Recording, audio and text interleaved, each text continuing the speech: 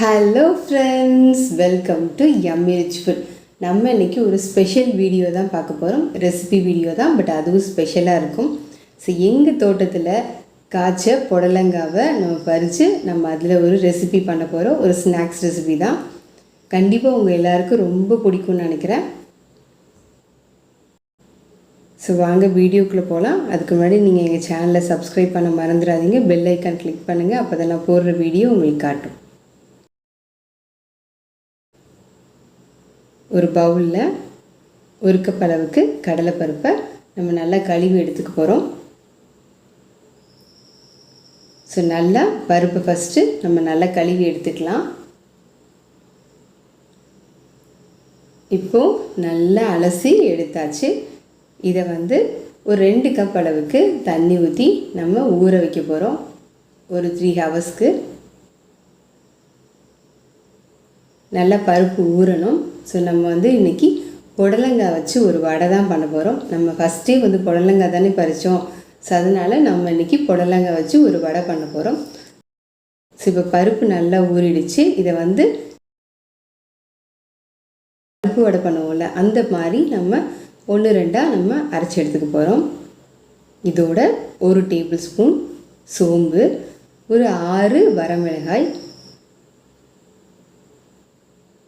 தேவைக்கு தக்கன உப்பு, இதெல்லாம்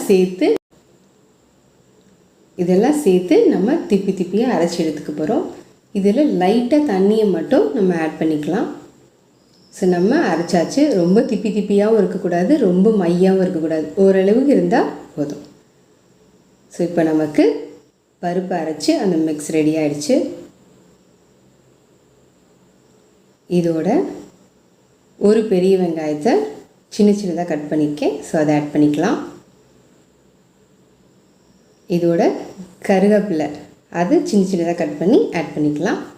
ஸோ புடலங்காவை இந்த மாதிரி சின்னதாக கட் பண்ணி எடுத்துக்கலாம். இதோட உப்பு போட்டு கொஞ்சம் நேரம் ஊற வச்சிங்கன்னா ஸோ தண்ணியை இருத்துட்டு நம்ம அந்த புடலங்காவை இதில் ஆட் பண்ணிக்கலாம். ஸோ இப்போ நல்லா எல்லாத்தையும் சேர்த்து நல்லா மிக்ஸ் பண்ணிக்குவோம்.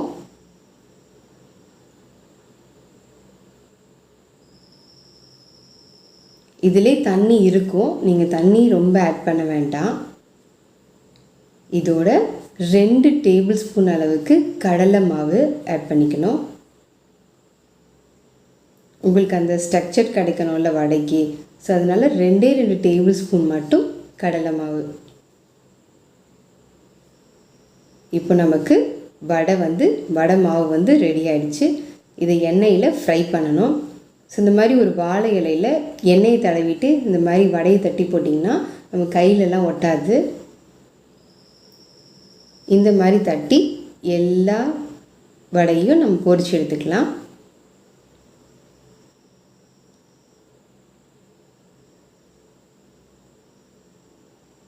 ஸோ வடையை கொஞ்சம் நேரம் சிம்மில் வச்சு வேக விட்டுட்டு நம்ம அதுக்கப்புறம் திருப்பி போட்டுட்டு கொஞ்சம் நேரம் வேகட்டும்.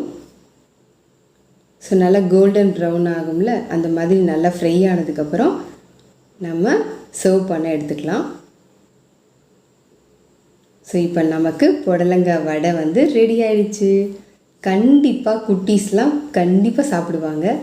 நீங்கள் புடலங்காய் எப்படி பண்ணி கொடுங்க, கண்டிப்பாக சாப்பிடுவாங்க.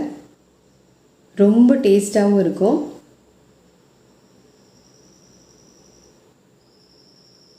ஸோ எல்லா வடையும் இப்படி போட்டு நம்ம பொரிச்சு எடுத்துக்கலாம்.